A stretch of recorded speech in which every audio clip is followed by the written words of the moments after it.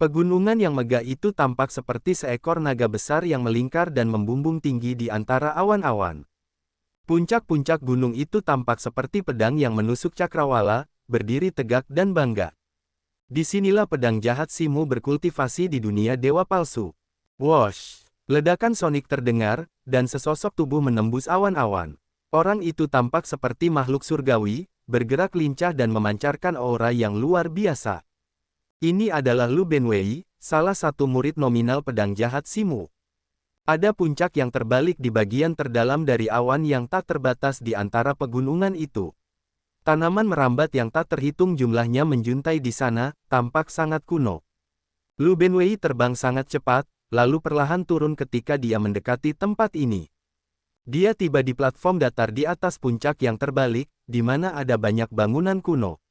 Setelah itu, dia berjalan menuju sebuah paviliun. Guru Lu Benwei, pedang jahat Simu, menunggunya di sana.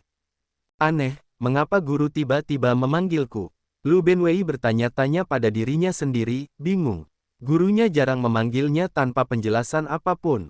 Jika ada beberapa instruksi yang harus diberikan, Simu akan memberitahu Lu Benwei sebelumnya sehingga Lu Benwei dapat mempersiapkan diri. Merasa agak bingung, Lu Benwei membungkuk dengan hormat untuk memberi salam ketika dia melihat pedang jahat Simu. Kemudian, dia berkata, "Salam, Guru. Bolehkah saya tahu mengapa Guru memanggil murid kali ini?" Pedang jahat Simu memiliki rambut putih, dan kerutan menutupi wajahnya. Namun, matanya tampak tajam dan menakutkan. "Tidak banyak. Saya punya pertanyaan. Apakah Xiao Chen datang untuk mencarimu?" Lu Benwei merasa terkejut setelah mendengar pertanyaan itu. Namun, dia tetap menjawab dengan jujur, sebagai jawaban kepada guru, Xiao Chen tidak datang untuk mencari murid selama sekitar setahun terakhir. Tidak ada satupun kontak. Pedang jahat Simu tidak dapat menahan perasaan tercengang. Sambil membelai jenggotnya, dia bergumam, seharusnya tidak demikian. Mungkinkah dia tidak dapat melihat misteri di balik lukisan itu, bahkan tidak merasa curiga tentangnya? Dengan bakatnya, dia seharusnya bisa menemukan sesuatu yang luar biasa tentang lukisan itu. Simu tidak percaya bahwa Xiao Chen bisa mengetahui misteri di balik lukisan itu secepat itu. Namun, Xiao Chen seharusnya masih bisa mengenali betapa luar biasanya lukisan itu. Menurut dugaan Simu, karena Xiao Chen bisa tahu bahwa lukisan itu luar biasa tetapi tidak bisa memahaminya, dia seharusnya pergi ke Lu Benwei untuk meminta nasihat. Namun, bahkan setelah sekitar 1 tahun berlalu, Xiao Chen tidak pernah menghubungi Lu Benwei. Simu merasa bingung. Aneh, mungkinkah aku salah menilainya, dan dia benar-benar tidak bisa mengetahui misteri di balik lukisan itu, tidak dapat menebak peluang di baliknya. Setelah berpikir sejenak, Simu merasa bahwa situasi ini cukup bagus. Ini membuktikan bahwa orang ini masih belum sebanding dengan diriku yang lebih muda.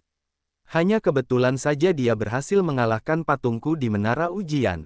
Dengan pemikiran ini, pedang jahat Simu tersenyum dan berkata, "Pergi dan bawa dia ke sini.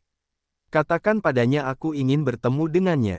Lu Benwei tidak dapat menahan diri untuk tidak merasa aneh dengan ini. Dia bertanya, "Guru, apa yang ingin Anda lakukan?" Pedang jahat Simu tersenyum dan berkata, "Orang ini cukup bagus. Saya ingin menerimanya sebagai murid dan memberinya beberapa petunjuk." Lu Benwei merasa terdiam. Dia tidak dapat memahami logika gurunya. Namun, karena dia menerima instruksi ini, dia akan melakukannya begitu saja. Ya, murid ini patuh. Tanda hubung tanda hubung tanda hubung. Di ibu kota ilahi domain suci, Xiao Chen telah duduk di panggung teratai api es, mengerjakan pemahamannya, selama setengah bulan. Di matanya, lukisan di hadapannya tidak lagi menunjukkan pemandangan seperti sebelumnya. Penglihatan Xiao Chen sepenuhnya terfokus pada danau dalam lukisan dan tetesan air yang jatuh perlahan di udara. Jika dibandingkan, tetesan air dan danau, yang satu kecil, dan yang lainnya besar, yang satu lincah, dan yang satu lagi tenang. Pemandangan yang tampak damai dan tenang sebenarnya menyembunyikan konflik yang ganas. Tetesan air dan danau saling beradu. Bagi Xiao Chen, tetesan air ini tampak seperti pendekar pedang yang kuat dengan ambisi besar, memamerkan ketajamannya. Tetesan itu jatuh dari langit, membawa keberanian untuk mempertaruhkan nyawa. Tetesan itu terasa sangat ambisius, tetesan air yang ingin menantang danau. Pemandangan itu terus berubah. Xiao Chen merasa seperti berada di dalam pemandangan itu. Yang dilihatnya hanyalah kehampaan. Langit tampak seperti akan turun hujan. Guntur bergemuruh, dan jutaan tetesan jatuh dari langit. Namun, ada satu tetes air yang tetap berada di langit, tidak bergerak. Tetesan air itu membiarkan tetesan air lainnya bergerak, mematuhi perintah surgawi dan jatuh dari langit. Namun, tetesan air ini tidak bergerak. Ini adalah tetesan hujan yang berdiri sendiri, tetesan hujan yang megah.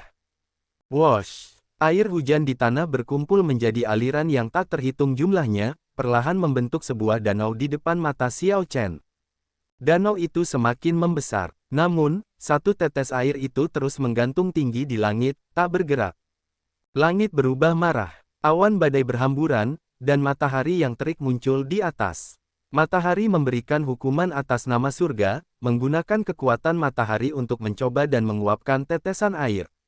Namun, sesuatu yang aneh terjadi. Tetesan air ini berkilau lebih cemerlang di bawah sinar matahari.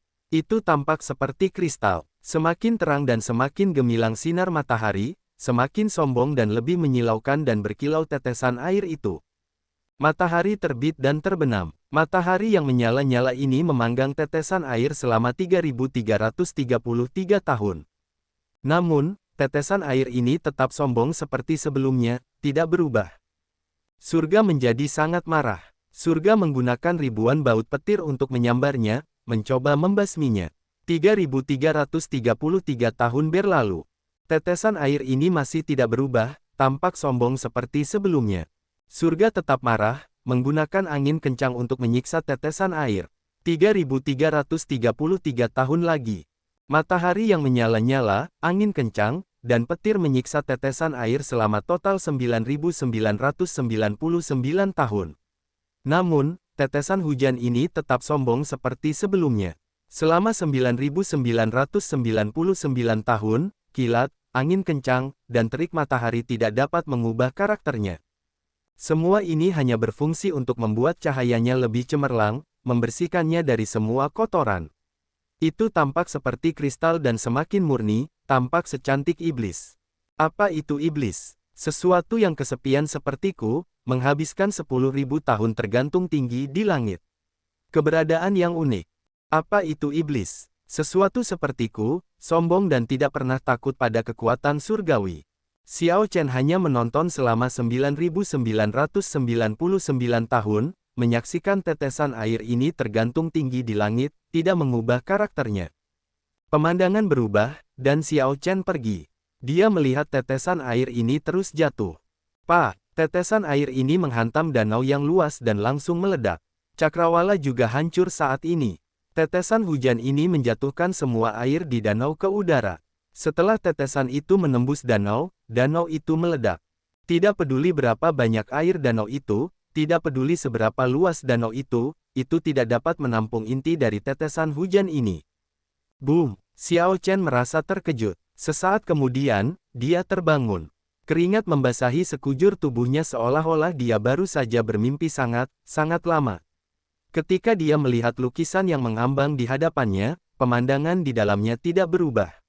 Itu masih setetes air yang jatuh. Danau itu tetap tenang dan damai. Xiao Chen melompat turun dan menyingkirkan panggung teratai api es. Kemudian, dia memegang lukisan itu terbuka dengan tangannya, memeriksanya dan berpikir keras. Setetes air hujan juga bisa menjadi iblis. Bahkan terik matahari, angin kencang, dan petir tidak dapat menghancurkannya. Semua ini hanya menambah kemegahannya, membuatnya semakin istimewa. Ia tidak mengikuti arus, tidak mengikuti perintah surgawi tetapi tidak menaati kekuasaan surgawi. Setetes air hujan menghancurkan cakrawala. Xiao Chen memikirkan hal ini lebih jauh. Warisan yang terkandung dalam lukisan ini tampak agak tidak masuk akal. Murid nominal pedang iblis Simu, Lu Benwei, ada di sini untuk mencari audiensi dengan Xiao Chen dari aliansi surgawi. Saat Xiao Chen merenung, suara Lu Benwei terdengar di halaman. Ia berpikir dalam hati, mengapa ia ada di sini? Apakah ia di sini untuk memberiku lukisan ketiga? Xiao Chen menyimpan lukisan itu dan keluar untuk menyambut Lu Benwei. Ia memberi hormat dengan kepalan tangan dan berkata, "Salam, kakak Lu." Lu Benwei melirik Xiao Chen, merasa ada yang tidak beres.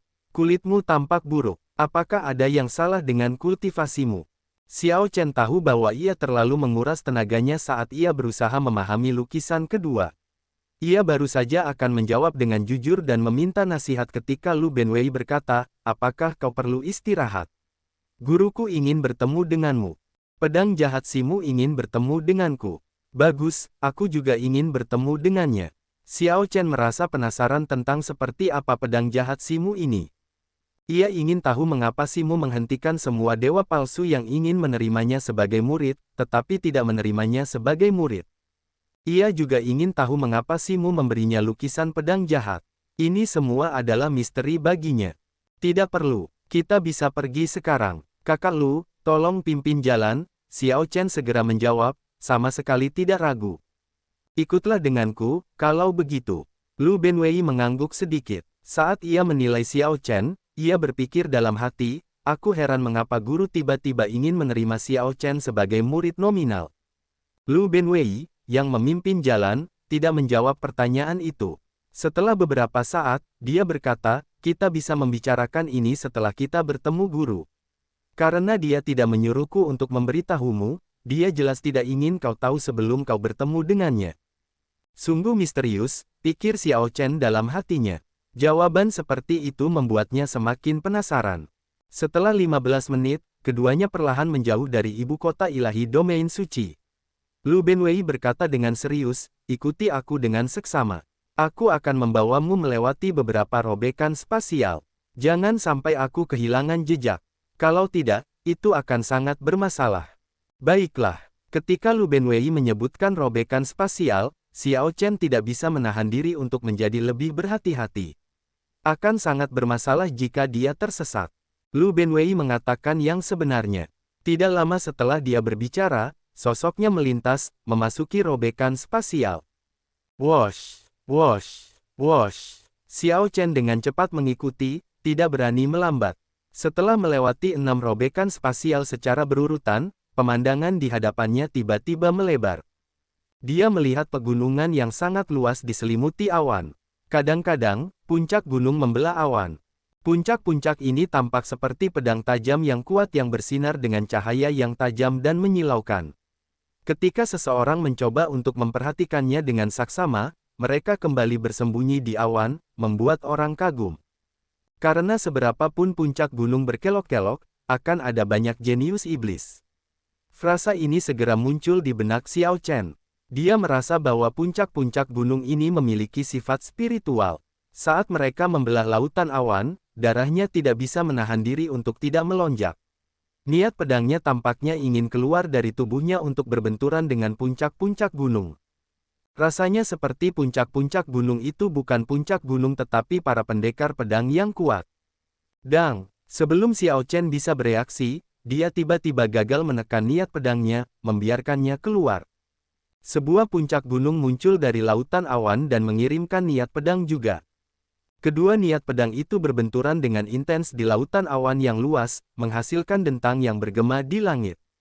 Dang! Dang! Dang! Dang! Pada saat itu, puncak gunung yang tak terhitung jumlahnya yang tersembunyi di awan muncul pada saat yang sama. Ketika puncak gunung muncul, mereka memancarkan untaian niat pedang. Niat pedang yang tak terbatas melonjak di lautan awan yang tak terbatas. Ekspresi Xiao Chen segera berubah. "Apa yang terjadi?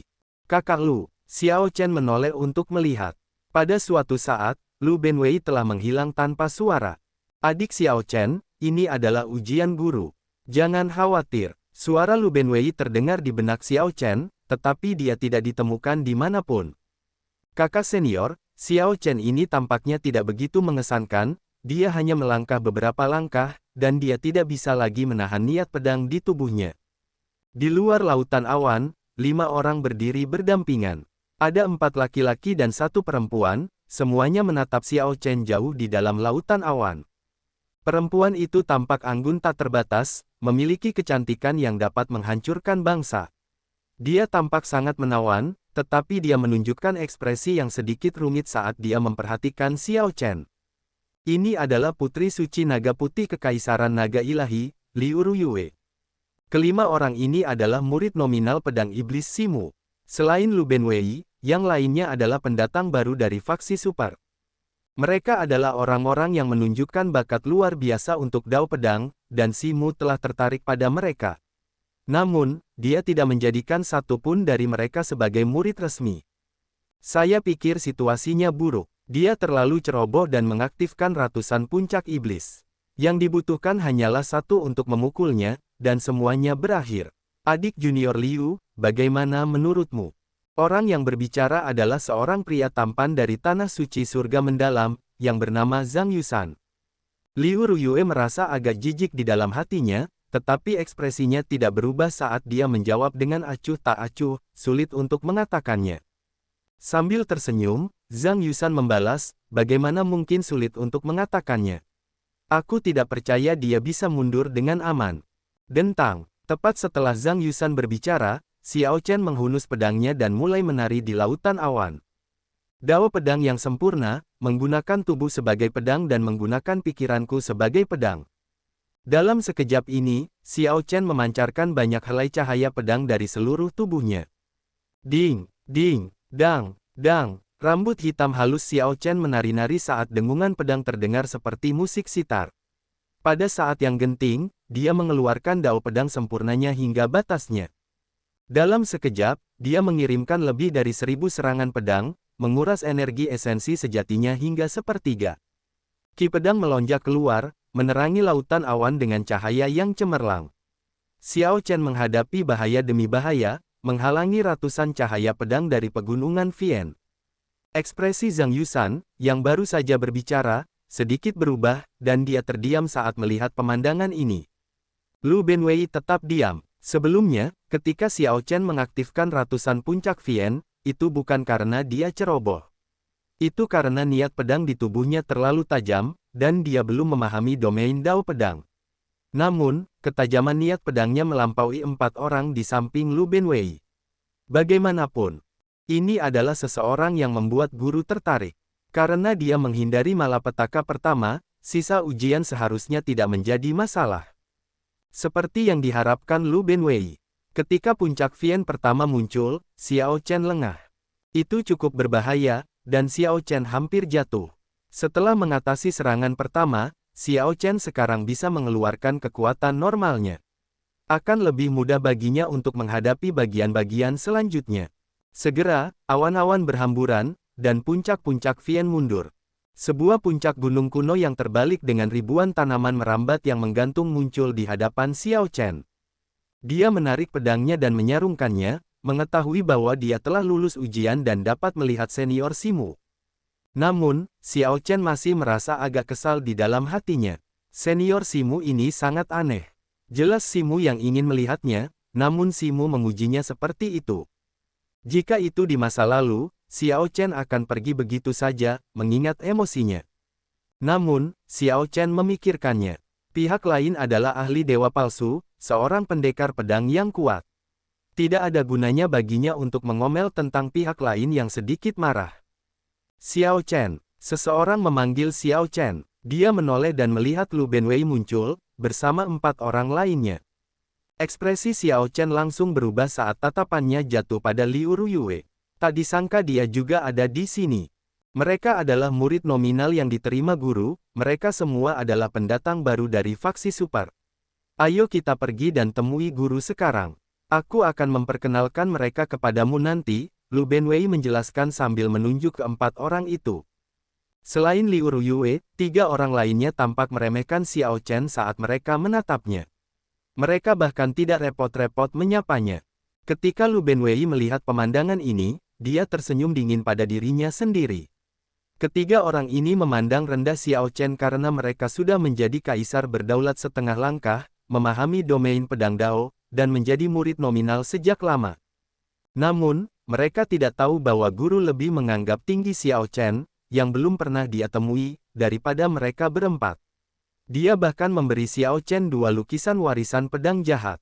Keempat orang ini hanya berkultivasi di pegunungan dan menerima beberapa petunjuk. Mereka bahkan tidak sempat melihat lukisan warisan pedang jahat. Xiao Chen tidak peduli dengan sikap orang-orang ini. Dia hanya menatap Liu Ruyue dan tersenyum. Kita bertemu lagi. Ketika Liu Ruyue mendengar itu, dia sedikit tersipu ketika dia mengingat pertama kali mereka bertemu. Itu terjadi di bawah bulan yang cerah di tengah danau.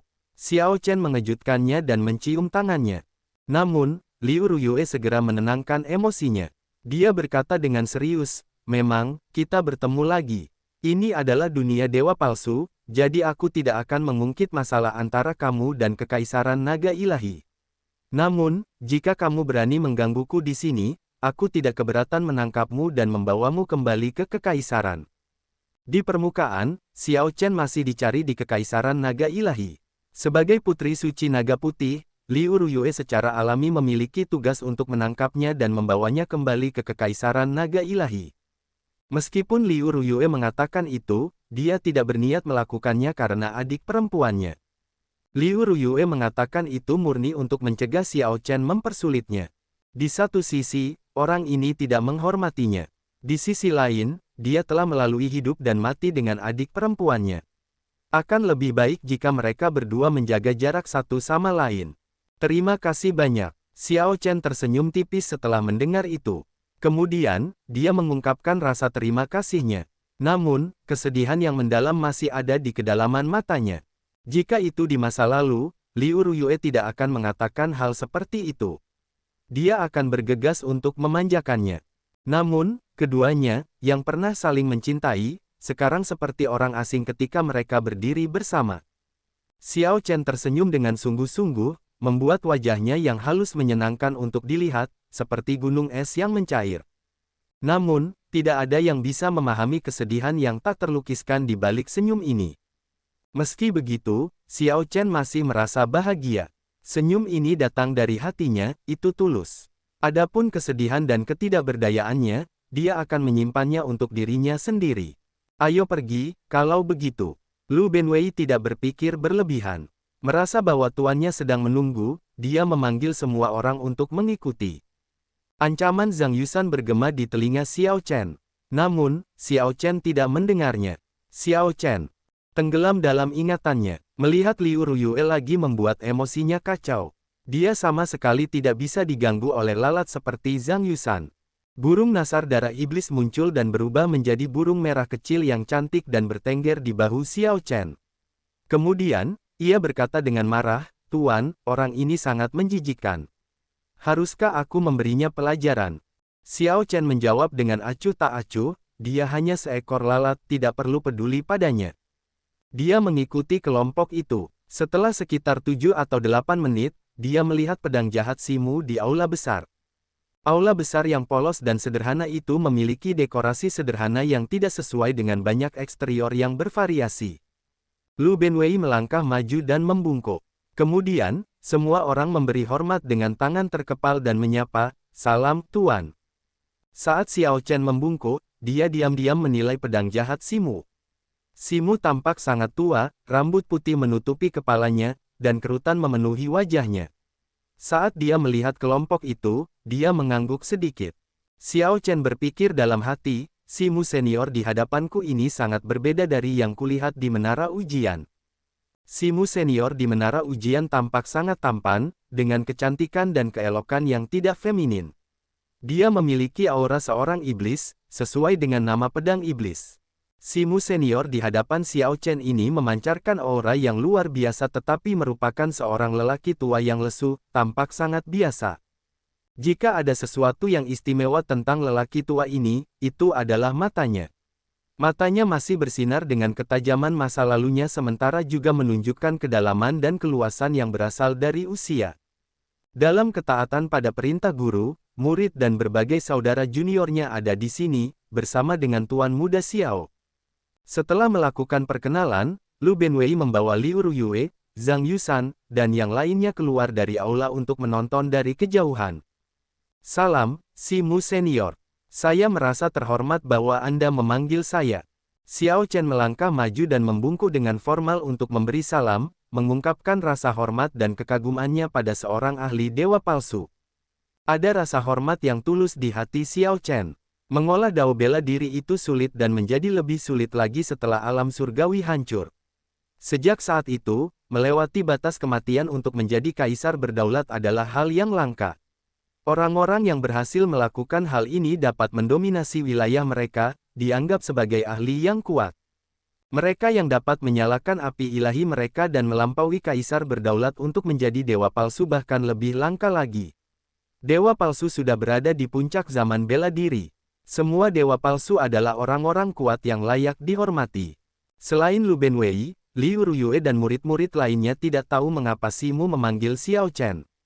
Liu Ruyue tidak memiliki kesan yang baik terhadap Zhang Yusan ini. Jika bukan karena berkultivasi bersama di pegunungan ini di bawah guru yang sama, dia tidak akan peduli dengannya sama sekali. Zhang Yusan yang ikut campur tanpa alasan yang jelas membuatnya dalam suasana hati yang buruk. Terlebih lagi, Liu Ruyue adalah putri suci naga putih. Ketenarannya telah mengguncang seluruh wilayah utara, dan pandangannya tertuju pada yang tinggi. Bakat dan garis keturunannya sangat bagus. Mendengar tawaran itu membuatnya kesal. Dia membalas dengan dingin, apakah menurutmu aku tidak cukup kuat? Setelah mendapatkan hasil yang tidak memuaskan, Zhang Yusan tersenyum malu dan berkata, aku tidak berani. Aku tidak berani. Lu Benwei, yang berada di samping, menganggap ini lucu. Namun, dia lebih tua dan telah melihat melewati masalah kekanak-kanakan ini. Ekspresi Lu Benwei tidak berubah, dan dia juga tidak mengatakan apa-apa. Zhang Yusan minggir. Kemudian, dua murid lainnya mendekat dan berkata dengan serius, kakak senior, saya pikir orang ini pasti memiliki dendam yang dalam dengan Liu Ruyue. Putri suci naga putih terkenal karena ketegasannya dalam membunuh di wilayah utara. Dia tidak kalah jauh dengan putra mahkota naga ilahi. Jika dia punya dendam dengan Xiao Chen, bagaimana dia bisa memaafkannya dengan mudah? Tentu saja, aku sudah memikirkannya.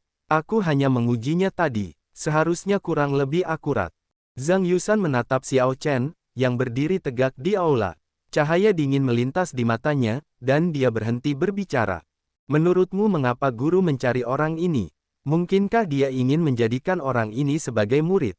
Mungkinkah tidak satu pun dari kita berempat yang menarik minat guru? Omong kosong. Kaulah yang tidak menarik minat guru, kakak senior pertama seharusnya tahu. Namun, kakak senior pertama bungkam, dia tidak akan mengatakan apapun tentang itu. Ketiga orang ini telah berinteraksi satu sama lain untuk waktu yang agak lama. Setelah melihat keterampilan pedang yang ditunjukkan Xiao Chen melawan pegunungan Vian, mereka merasa bermusuhan dengannya. Mereka semua khawatir bahwa pedang jahat Simu ingin menjadikan Xiao Chen sebagai murid. Sayangnya, pedang jahat Simu memanggil Xiao Chen untuk melakukan hal itu. Simu berdiri dan menatap Xiao Chen, mengamati kata-kata, tindakan, dan sikap Xiao Chen. Dia merasa sangat puas dengan temperamen dan kekuatan karakter Xiao Chen, mengangguk sedikit. Dia tersenyum dan berkata, tidak buruk. Saya mendengar bahwa aliansi surgawi menerima anggota termuda dalam sejarahnya, dan anggota ini memiliki bakat dengan pedang. Sejak Anda memasuki menara ujian, saya telah memperhatikan Anda. Pemecahan rekor lantai pertama selama ribuan tahun yang Anda lakukan sangat berkesan. Petik 2. Sebenarnya, Xiao Chen yang mengalahkan patung Simu di lantai 3 bahkan lebih berkesan. Namun, Simu memiliki kepribadian yang keras kepala dan sangat sombong. Dia tidak akan menyebutkan kejadian memalukan ini. Sejujurnya, Simu merasa bimbang saat menghadapi Xiao Chen. Di satu sisi, dia menghargai bakat dan berharap dia bisa segera mewariskan jabatannya. Di sisi lain, dia menolak untuk mengakui kekalahan. Kali ini, dia memutuskan untuk menjadikan Xiao Chen sebagai murid terutama karena dia memutuskan bahwa Xiao Chen belum memahami lukisan warisan yang diberikannya. Simu percaya bahwa Xiao Chen masih belum sebanding dengan dirinya saat dia masih muda. Oleh karena itu, dia berhasil meyakinkan dirinya sendiri, memberi dirinya jalan keluar dari rasa malu. Kemudian, dia segera memanggil Xiao Chen. Kata-kata Simu membuat Xiao Chen berpikir dalam hati, aku benar-benar tidak bisa memahami senior ini. Karena dia sangat menghargaiku, mengapa dia menunda selama hampir 2 tahun sebelum memanggilku? Selain itu, dia mencegah pendekar pedang dewa palsu lainnya untuk menjadikanku sebagai murid mereka. Tentu saja, Xiao Chen tidak bisa menunjukkan perasaan seperti itu. Dia hanya bisa mengungkapkan bahwa dia merasa terhormat. Keduanya mengobrol sebentar, membicarakan beberapa hal kecil dan lain-lain. Topiknya beragam, tetapi kata-kata Simu mengandung makna tersembunyi, semuanya terkait dengan saber Dao. Xiao Chen mengatasinya dengan mudah, yang membuat Simu sangat puas. Xiao Chen, apakah kamu pernah menerima guru sebelumnya? Jika iya, siapa gurumu? Simu tiba-tiba bertanya, mengganti topik pembicaraan. Xiao Chen merasa bersemangat. Pada titik ini, dia akhirnya mengerti maksud Simu memanggilnya. Sementara ekspresi Xiao Chen tidak berubah, ekspresi Zhang Yusan dan dua orang lainnya berubah drastis. Simu menerima Xiao Chen sebagai penerus. Biasanya, seseorang tidak perlu terlalu khawatir tentang latar belakang dan detail lainnya saat menerima murid nominal. Tidak perlu banyak bertanya. Penerus berbeda. Orang-orang seperti itu diterima dengan maksud mewarisi jubah seseorang, untuk dibesarkan sebagai penerusnya. Seseorang perlu bertanya apakah calon murid telah belajar di bawah seseorang sebelumnya dan apakah ada bentrokan. Itu mengharuskan seseorang untuk membuat rencana jangka panjang. Lu Benwei tidak merasa terkejut. Sebelum dia datang, dia sudah tahu niat gurunya. Meskipun demikian, ketika Lu Benwei melihatnya sendiri, ia tetap merasa agak puas. Ia telah mengikuti gurunya selama beberapa abad. Meskipun hubungan mereka sangat erat, ia tetap hanya seorang murid nominal. Lu Benwei bahkan tahu alasan di baliknya. Itu karena ia tidak cukup berbakat. Jika ia menggantikan kedudukan gurunya, ia hanya akan mempermalukan nama pedang iblis, tidak akan mampu membawa kejayaan padanya. Ia juga tidak menginginkan itu. Lu Benwei tahu bahwa gurunya sangat ingin menemukan seorang pendekar pedang yang benar-benar berbakat. Simu ingin mewariskan semua yang dipelajarinya sebelum meninggal, menyelesaikan salah satu keinginan terakhirnya. Namun, Simu sombong dan keras kepala, tidak mau berkompromi sama sekali. Oleh karena itu, dia merasa tertekan atas hal ini. Sekarang setelah Simu menerima Xiao Chen, dia akan menyelesaikan salah satu keinginan terbesarnya. Ini bagus. Liu Ruyue merasa relatif tenang tentang hal ini. Simu telah menerimanya, memberinya beberapa petunjuk, untuk membayar utang kepada leluhur tua naga putih. Namun, gayanya berbeda dari pedang jahat. Lebih jauh, bahkan jika dia tidak berhasil mendapatkan jubah pedang jahat, dia yakin dia bisa mengukir jalannya sendiri. Namun, ekspresi Zhang Yusan dan dua lainnya sangat berubah, entah bagaimana menjadi gelap. Mereka tidak dapat menerima ini di dalam hati mereka. Xiao Chen menjawab dengan tenang, junior ini memang memiliki seorang guru. Hanya ada satu orang, dia adalah orang terpenting dalam hidupku, guru inisiasiku. Dia juga orang yang paling kucintai. Setelah mendengar itu, Simu tersenyum. Jika itu hanya seorang guru inisiasi, maka tidak akan ada masalah. Mengenai hubungan Xiao Chen dengan guru inisiasi ini, Simu tidak mempedulikannya. Di luar aula, ketika Liu Ruyue mendengar apa yang dikatakan Xiao Chen, dia berpikir, orang yang paling kucintai. Dia sudah punya kekasih. Ketika Liu Ruyue memikirkan ini, dia merasakan sedikit sakit hati karena suatu alasan. Bagus, bagus, bagus. Xiao Chen, karena memang begitu, aku akan terus terang. Aku ingin menjadikanmu sebagai muridku dan mewariskan mantelku kepadamu. Bukan murid nominal tetapi penerus. Pedang jahat wajah Simu yang tua dan penuh kerutan memancarkan kebahagiaan. Dia tersenyum begitu lebar sehingga beberapa kerutannya menghilang, membuatnya tampak jauh lebih muda. Seorang dewa palsu, seorang pendekar pedang dewa palsu puncak, pada saat itu, ingin menjadikan Xiao Chen sebagai muridnya. Bahkan jika Xiao Chen tidak menerima warisan pedang jahat, dia tidak akan memiliki alasan untuk menolak tawaran itu. Warisan itu memberinya lebih banyak alasan untuk menerimanya. Saya merasa sangat tersanjung, kata Xiao Chen sambil memberi hormat dengan kepalan tangan. Pedang iblis Simu membelai jenggotnya dan berkata, bagus. Kalau begitu, keluarkan lukisan pertama yang diberikan Lu Benwei kepadamu. Aku akan menjelaskannya kepadamu secara terperinci. Dengan kemampuan pemahamanmu dan bimbinganku, kamu pasti bisa memahaminya dalam waktu kurang dari sebulan. Jantung Xiao Chen berdebar kencang saat mendengarnya. Sudah berakhir, lukisan itu telah berubah menjadi abu sejak lama. Namun, setelah memikirkannya, Xiao Chen menyadari bahwa seharusnya tidak ada masalah dalam memberitahu Si Mu tentang memahami warisan dan mendapatkan darah iblis.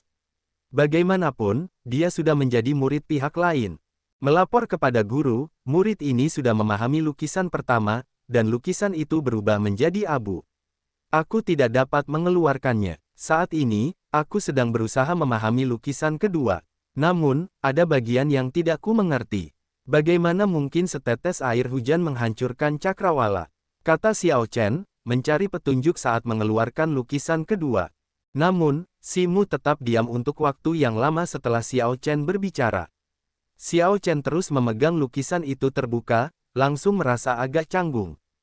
Aula itu menjadi sunyi senyap, suasananya langsung berubah aneh. Di luar aula, Zhang Yusan dan yang lainnya bersukacita dalam hati mereka. Mengingat ketegangan itu, sepertinya situasinya telah berubah. Apa yang terjadi? Liu Ruyue memperhatikan ekspresi Si Mu berubah drastis setelah Xiao Chen mengeluarkan lukisan itu. Jantung Xiao Chen berdebar kencang, dan keringat dingin mulai menutupi tubuhnya. Merasa agak bingung, dia berkata, "Guru, siapa gurumu?" Si Mu mencibir, mengirimkan hawa dingin ke tulang belakang seseorang. Dia sudah menarik kembali senyumnya. Ketika Xiao Chen mendengar itu, dia dengan canggung berkata, "Senior, Anda mengatakan itu sebelumnya." Si Mu berkata dengan dingin, "Saya tidak menerima orang yang berbohong dan berbicara omong kosong. Anda pikir Anda memahaminya hanya karena Anda mengatakannya." Xiao Chen merasakan sedikit kemarahan di dalam hatinya.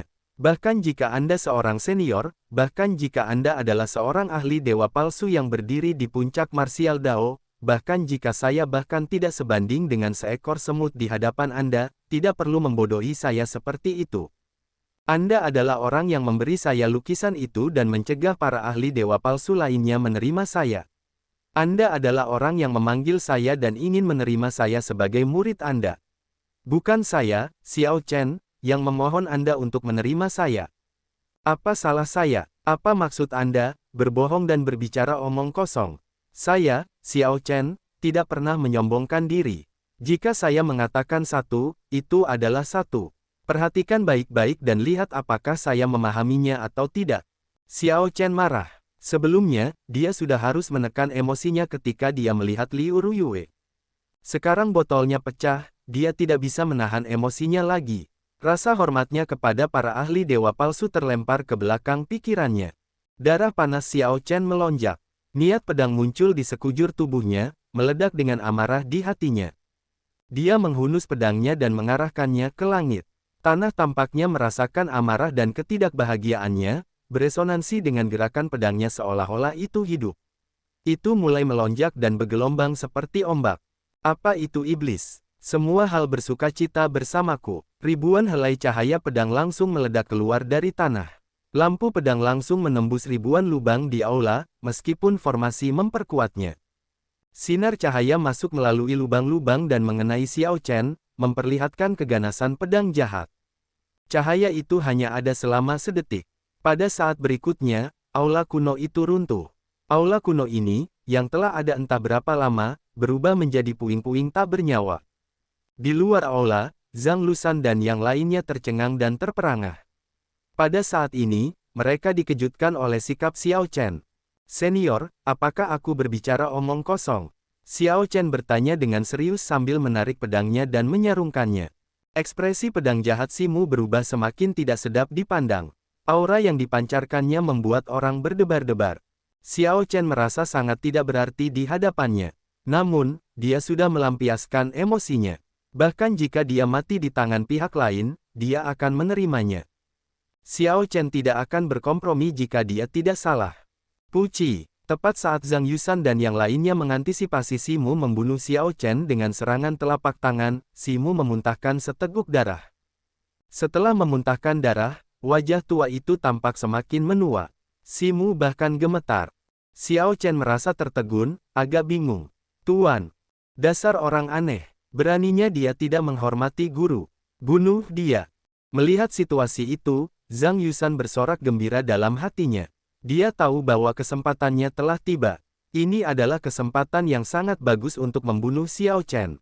Dengan membunuh Xiao Chen, pertama-tama, Zhang Yusan dapat mencegah Simu menjadikan Xiao Chen sebagai penerusnya.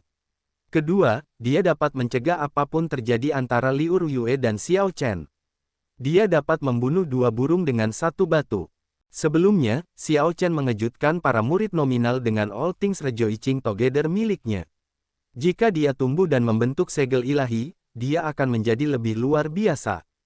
Secara kebetulan, Xiao Chen baru saja mengeksekusi All Things Rejoicing Together. Zhang Yusan dapat melancarkan serangan yang kuat dan membuatnya lengah. Wosh! Zhang Yusan dan dua adik laki-lakinya sedang merencanakan orang-orang.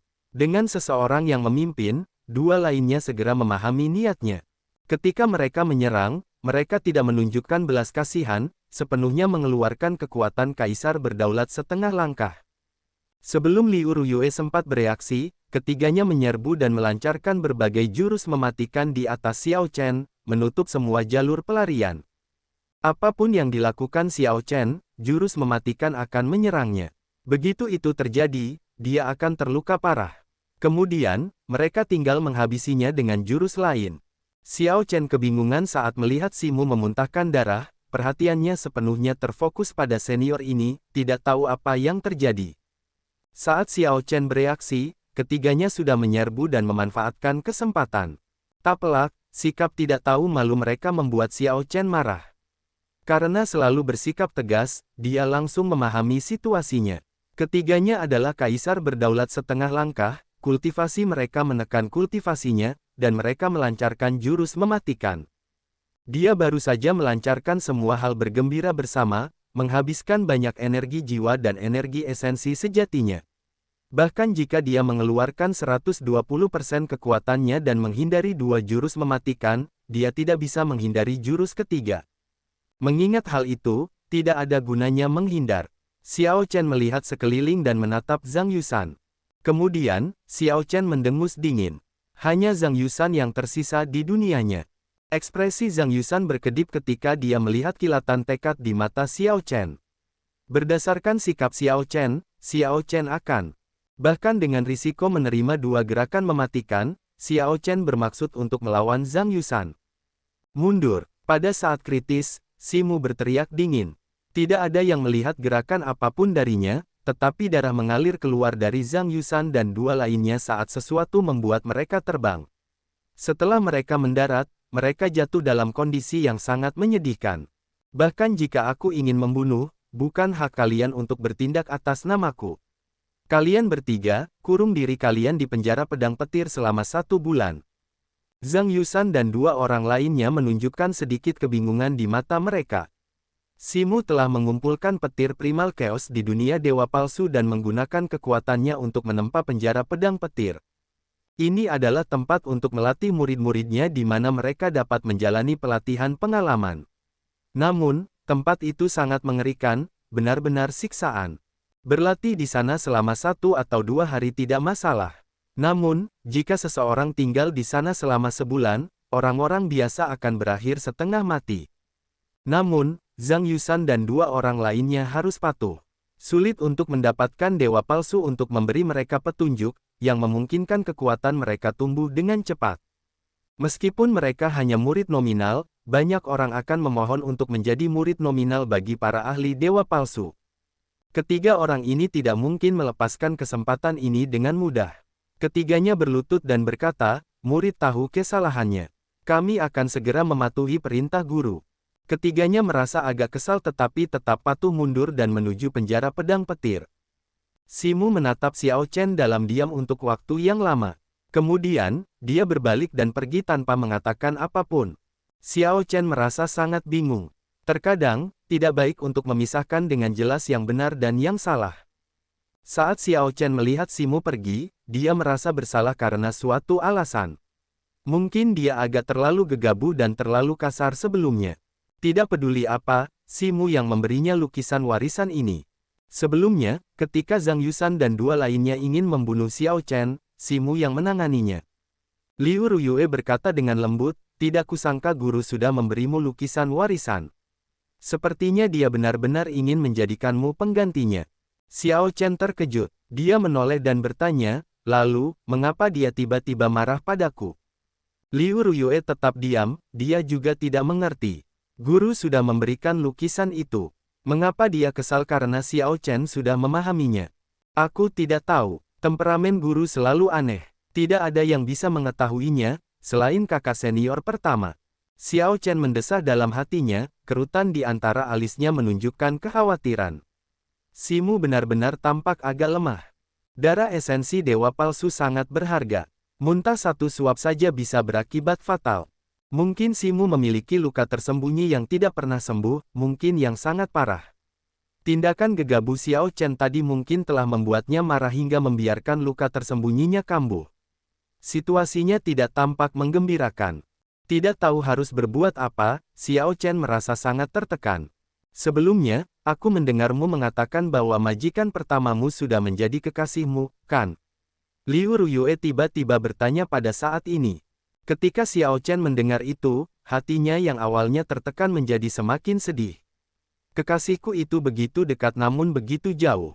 Surga tahu, dunia tahu, aku tahu, hanya saja dia tidak tahu. Lebih jauh lagi, dia bahkan menanyakan hal ini. Setelah waktu yang lama, Xiao Chen bertanya dengan tenang, Nona Liu, mengapa kamu bertanya? Tidakkah kamu tahu, adik perempuanku memiliki perasaan padamu? Saat itu, dia bahkan ingin meminta leluhur Tuan Naga Putih untuk menyelamatkanmu. Aku harap kamu tidak mengkhianati atau mengecewakannya, jawab Liu Ruyue. Jika bukan karena dia, ayahku tidak akan secara diam-diam mengganggu pencarian Istana Naga Emas untukmu, membiarkanmu meninggalkan Kekaisaran Naga Ilahi dengan aman, hanya merasa terkejut. Ketika Xiao Chen mendengar itu, dia tertawa keras. Namun, tawanya terdengar agak sedih. Xiao Chen merasa sakit hati. Dia tidak merasa sakit hati untuk dirinya sendiri tetapi untuk Liu Ruyue. Tidak disangka dia akan mengatakan hal-hal seperti itu. Leluhur Tuan Naga Putih. Jika leluhur Tuan Naga Putih bukanlah orang yang menghapus ingatanmu, maka itu adalah Raja Naga Putih. Untuk berpikir bahwa kau masih berbicara untuk mereka. Saat itu, jika aku memiliki kekuatan, Raja Naga Putih akan menjadi orang pertama yang akan kubunuh. Xiao Chen tertawa lama sebelum berhenti. Kemudian, dia berkata dengan cemberut, tidak ada yang perlu dikecewakan atau dikhianati antara Ruyun dan aku. Itu hanya kasih sayang saudara di antara kita. Setelah beberapa tahun lagi, dia akan mengerti. Nona Liu, tolong jangan katakan ini lagi. Xiao Chen menolak kebaikan Liu Ruyue dengan sangat tegas sehingga dia yakin ada lebih banyak hal dalam situasi tersebut. Liu Ruyue adalah orang yang cerdas, dan Xiao Chen tidak menyembunyikan ekspresinya darinya. Setelah beberapa saat, dia berkata, Tuan Muda Xiao, sepertinya Anda memiliki beberapa masalah tersembunyi yang sulit untuk disebutkan. Tidak ada, kata Xiao Chen dengan tenang tanpa mengubah ekspresinya. Namun, hatinya berdarah. Meskipun ada beberapa hal yang diketahui seseorang, seseorang tidak dapat mengatakannya. Jika Xiao Chen mengatakannya, leluhur Tuan Naga Putih mungkin akan bergegas ke dunia dewa palsu untuk membunuhnya. Liu Ruyue juga akan berada dalam bahaya. Selain itu, tidak ada gunanya mengatakannya. Aku hanya akan melihatmu seperti ini. Ketika aku menjadi lebih kuat. Liu Ruyue segera merasa marah. Jelas ada sesuatu, namun Xiao Chen mengatakan tidak ada. Aku memberimu kesempatan karena kebaikan, tetapi kamu sebenarnya berbohong kepadaku. Liu Ruyue berbalik dan berjalan pergi setelah mendengus dingin. Xiao Chen merasa sangat tertekan, mencapai titik terendah dari masalah pedang jahat Simu dan Liu Ruyue. Dia pikir kondisi mentalnya sudah sangat kuat. Namun, ketika sampai pada perasaan terlemah di lubuk hatinya, dia tidak tahan bahkan satu pukulan pun. Dia mengeluarkan sebotol Waning Moon dan mulai minum sendirian sambil duduk tanpa ekspresi di atas puing-puing. Tanda hubung tanda hubung tanda hubung. Pedang jahat Simu menatap lautan awan dari puncak gunung. Dia memiliki ekspresi kesepian di wajahnya yang lemah. Simu adalah orang yang sangat keras kepala. Dia tidak ingin Xiao Chen melihat ekspresi kesepian ini, hanya mengungkapkannya sekarang. Saat awan melayang, menunjukkan pemandangan yang megah, Simu tampak tua dengan rambut putihnya yang lebat. Dia bergumam, kupikir satu-satunya pendekar pedang di dunia ini yang bisa mengalahkanku adalah Pan Huang sendirian. Melihat hari ini, betapa menggelikan. Betapa menggelikan. Sangat menggelikan. Puci. Sebelum Simu selesai berbicara, dia memuntahkan seteguk darah lagi. Ini terulang 3 kali lagi. Lu Benwei merasa sakit hati saat dia melihat dari samping, tidak tahu bagaimana harus membantu. Setelah waktu yang lama, Simu bergumam pada dirinya sendiri, mengapa setetes hujan dapat menghancurkan cakrawala. Itu dapat menghancurkan cakrawala hanya karena tidak hormat. Itu memiliki hati yang keras kepala yang dapat menahan kesepian selama 10.000 tahun. Itulah sebabnya ia memiliki kesempatan untuk menghancurkan cakrawala. Dengan hati yang tidak berubah, bahkan setetes air dapat menjadi cakrawala yang tak terbatas, Simu bergumam pada dirinya sendiri, tampaknya mengoceh. Awalnya, Lu Benwei tidak mengerti. Perlahan, ia menyadari bahwa gurunya sedang menjawab pertanyaan Xiao Chen. Meskipun ia tidak mengerti, ia benar-benar mengingat semuanya, tidak melewatkan satu kata pun. Ketika Simu selesai berbicara, Lu Benwei berkata, "Guru, saya akan pergi mengatur akomodasi Xiao Chen." Simu tidak mengatakan apa-apa lagi, tetap diam. Liu Ruyue juga menunjukkan ekspresi yang tidak sedap dipandang, masih marah dengan Xiao Chen karena berbohong padanya meskipun mengalami kesulitan. Keduanya saling membelakangi dalam diam. Suasana terasa sangat berat. Krak, krak, Lu Benwei menginjak puing-puing saat dia berjalan ke arah mereka. Liu Ruyue dengan anggun pindah ke sisi Lu Benwei. Dia bertanya, "Kakak senior, bagaimana luka-luka guru?" "Mereka baik-baik saja, hanya beberapa luka lama. Adik junior, tidak perlu khawatir." Liu Ruyue mengangguk sedikit dan pergi, tidak mau tinggal di sini. Xiao Chen berdiri dan berjalan ke arah Lu Benwei. Merasa agak bersalah, dia meminta maaf, "Maaf. Kakak Lu, aku terlalu gegabah sebelumnya." Xiao Chen selalu seperti itu, dengan jelas membedakan antara yang benar dan yang salah. Sebelumnya, Xiao Chen terlalu keras kepala, berperilaku gegabah. Ini memicu Simu, seseorang yang berutang budi padanya, hingga muntah darah. Tidak peduli apa, itu terlalu tidak pantas. Xiao Chen mengingat kembali ketika dia berada di Ice Fire Wasteland. Jika tidak memahami semua hal bergembira bersama, dia mungkin telah mati di rahang anjing Mastiff. Memikirkan bahwa dia masih memamerkan keahliannya di hadapan Simu seperti itu, setelah apa yang Simu lakukan untuknya. Itu salahnya. Lu Benwei menepuk bahu Xiao Chen dan berkata, "Ikutlah denganku. Aku akan menceritakan sebuah kisah kepadamu." Wosh, wosh, wosh. Xiao Chen mengikuti Lu Benwei, dengan lembut mendorong dengan kakinya dan bergerak cepat. Kemudian, mereka tiba di tebing gunung yang memiliki pemandangan gelombang lautan awan. Di tempat ini, awan seperti kabut yang menyelimuti sekitarnya. Sekilas, itu tampak seperti lautan kabut tanpa batas. Ketika seseorang melihat lautan awan dari atas tebing, itu seperti berada di langit dan di tepi laut pada saat yang sama, sangat menakjubkan. Lu Benwei mengeluarkan sebotol anggur dan berkata setelah berpikir, "Di masa lalu, ada seseorang yang lahir dalam klan bangsawan pendekar pedang dengan warisan 10.000 tahun. Ayah, kakek, buyut, dan leluhur orang ini semuanya adalah pendekar pedang. Dia mulai berlatih pedang pada usia 3 tahun, menunjukkan bakat yang luar biasa. Dia membawa harapan klan, tetapi tidak ada yang tahu apa yang benar-benar dia cintai adalah pedang. Pada usia 12 tahun, klannya mengusirnya karena dia ingin berlatih pedang. Fakta kemudian membuktikan bahwa dia membuat pilihan yang tepat. Namun, dia telah meninggalkan rumahnya di usia muda, sepenuhnya tenggelam dalam keterampilan pedangnya. Dia tidak belajar apapun tentang cara berinteraksi dengan orang-orang. Karakternya tetap seperti anak berusia 12 tahun. Dia sombong dan keras kepala, suka mendengar pujian dari orang lain tetapi tidak tahan provokasi. Meski begitu, dia berhasil menjadi kaisar berdaulat, tetapi dengan hati yang rapuh. Sebenarnya, ini bukan apa-apa. Banyak senior di Dao Pedang menyukainya, banyak pendekar pedang dengan murah hati memujinya. Saat Xiao Chen mendengarkan, dia menyadari bahwa Lu Benwei sedang berbicara tentang pedang jahat Simu. Simu ini sebenarnya berasal dari klan bangsawan pendekar pedang. Sejak zaman kuno, pedang dan pedang saling bersaing. Meskipun keduanya berbeda dan tidak dapat dibandingkan secara nyata, orang-orang yang berlatih seni bela diri saling bersaing. Mereka selalu ingin melihat siapa yang lebih unggul.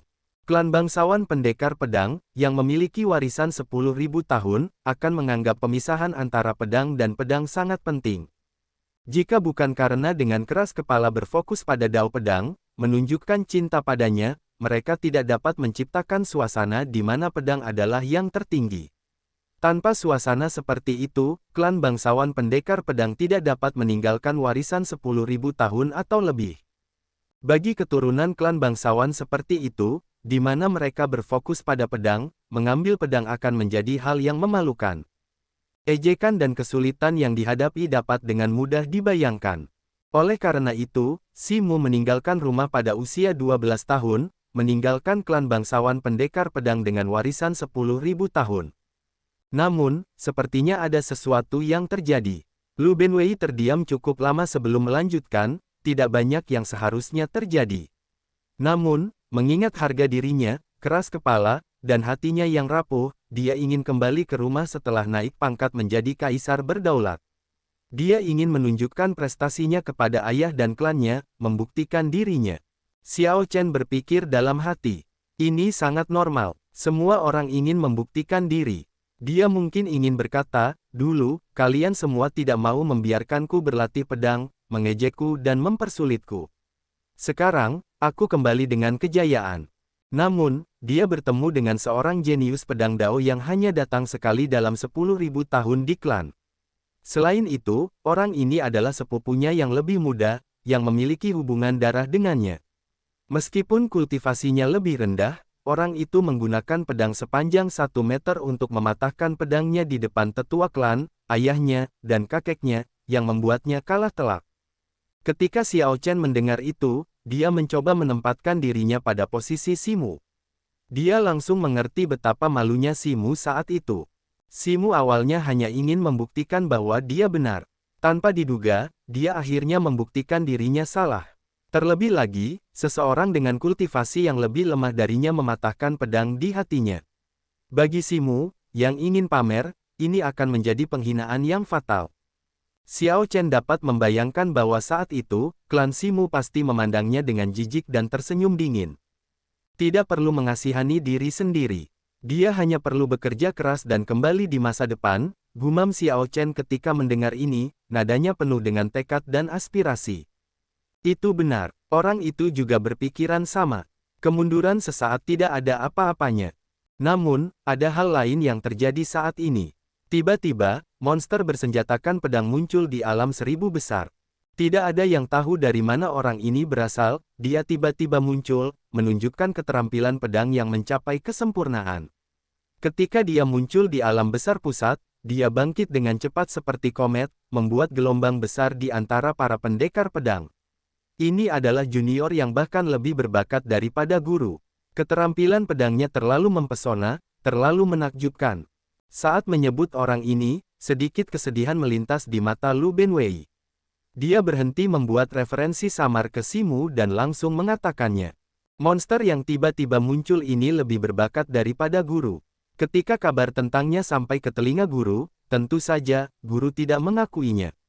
Dia segera pergi untuk bertukar gerakan dengan orang itu. Pada akhirnya, dia kalah setelah 100 gerakan. Setelah itu, mereka bertarung total 9 kali. Setiap kali, kekalahannya bahkan lebih putus asa. Selama waktu terakhir, Master sudah menjadi dewa palsu dan ingin bertarung lagi. Namun, dia kalah bahkan sebelum dia menghunus pedangnya. Lu Benwei berkata dengan cemberut, setelah itu, semua orang mengetahui bahwa orang ini keluar dari tanah terlantar. Namanya Pan Huang, dan dia selalu memiliki senyum yang dapat mencairkan salju di wajahnya. Yang lain memanggilnya Spring Snow Bladesman. Tahukah kamu seberapa kuat orang ini? Sampai sekarang, dalam peringkat ahli saber dao, orang ini tidak diberi peringkat. Secara nama, Master berada di peringkat pertama. Namun, itu tidak ada gunanya. Orang itu telah berjalan terlalu jauh di jalan saber dao. Pan Huang, Xiao Chen merasa terkejut. Tanpa diduga, dia mendengar tentang legenda Pan Huang dari Lu Benwei. Dia benar-benar ingin mengatakan bahwa dia berasal dari tanah terlantar yang sama dengan Pan Huang. Namun, setelah beberapa pemikiran, dia tidak mengatakannya pada akhirnya. Pedang salju musim semi ini memberikan pukulan yang lebih hebat kepada guru daripada sepupunya yang lebih muda. Setelah menderita kekalahan demi kekalahan, dia tidak lagi berpikir untuk kembali ke klannya. Merasa penasaran, Xiao Chen bertanya, siapa sepupunya yang lebih muda? Lu Benwei mencibir, sepupunya yang lebih muda benar-benar luar biasa. Saat ini, dia adalah orang terkuat di Dao Pedang, Su Hanshan. Klan Su dinasti Yanwu sekarang menjadi klan bangsawan yang menyendiri yang terkenal dengan pedangnya. Ketika Xiao Chen mendengar itu, dia tetap diam. Si Mu senior ini benar-benar tidak berdaya dalam situasinya. Dia memiliki bakat yang hebat, tetapi dia bertemu dengan dua musuh besar. Yang satu adalah orang terkuat di Dao Pedang, dan yang lainnya adalah orang terkuat di Dao Pedang. Tidak heran Si Mu tampak begitu tua dan lesu, menunjukkan temperamen yang aneh. Karena itu, kamu tidak perlu meminta maaf kepada guru. Guru itu temperamental, jangan pedulikan itu. Meskipun dia terlihat tua, pada kenyataannya, hatinya muda dan rapuh. Dia tidak mau mengakui bahwa kamu lebih berbakat daripada dirinya sendiri. Namun, dia menghargai bakatmu dan tidak tega mengubur bakatmu. Karena itu, dia memerintahkanku untuk mengirimkan lukisan warisan kepadamu. Dia adalah orang yang sangat berkonflik yang terlalu banyak berpikir. Ketika Xiao Chen mendengar itu, dia agak tercengang. Sekarang, dia akhirnya mengerti segalanya. Setelah tertegun lama, Xiao Chen tersenyum frustrasi. Seandainya aku tahu, seandainya aku kalah dari patung senior saat itu tidak akan menjadi masalah seperti ini. Lu Benwei tersenyum dan berkata, itu benar-benar mungkin. Apa yang harus aku lakukan sekarang? Biarkan aku mengatur akomodasimu terlebih dahulu. Berkultivasilah dengan adik perempuan dan aku untuk saat ini. Tidak perlu memperhatikan status murid. Mengingat temperamen guru, dia tidak akan menerimamu lagi. Namun, jika kau bersikeras untuk tetap tinggal, dia tidak akan mengusirmu. Setelah mengatakan itu, Lu Benwei teringat sesuatu. Kemudian, dia berkata dengan serius, oh, omong-omong, sebelum aku meninggalkan guru, aku mendengar guru bergumam pada dirinya sendiri. Mungkin itu bisa membantu menjawab pertanyaanmu. Mengapa setetes air hujan dapat menghancurkan cakrawala? Itu dapat menghancurkan cakrawala hanya karena rasa tidak hormat. Itu memiliki hati yang keras kepala yang dapat menahan kesepian selama 10.000 tahun. Itulah sebabnya ia memiliki kesempatan untuk menghancurkan cakrawala. Dengan hati yang tidak berubah, bahkan setetes air dapat menjadi cakrawala yang tak terbatas. Mata Xiao Chen berbinar dengan pencerahan. Banyak misteri lukisan warisan kedua terungkap. Setelah Xiao Chen mendengar semuanya, dia bergumam pada dirinya sendiri sebelum dengan cepat mengeluarkan lukisan itu untuk memeriksanya. Tanpa disadari, dia benar-benar tenggelam dalam lukisan itu, melupakan segalanya. Lu Benwei berdiri di samping dan minum dalam diam, tidak menyela Xiao Chen. Dia merasakan sedikit iri di hatinya saat dia berpikir, tidak heran guru tidak tega mengubur bakatnya. Saat itu, butuh waktu lebih dari 10 tahun sebelum saya memperoleh sedikit pemahaman tentang lukisan kedua ini.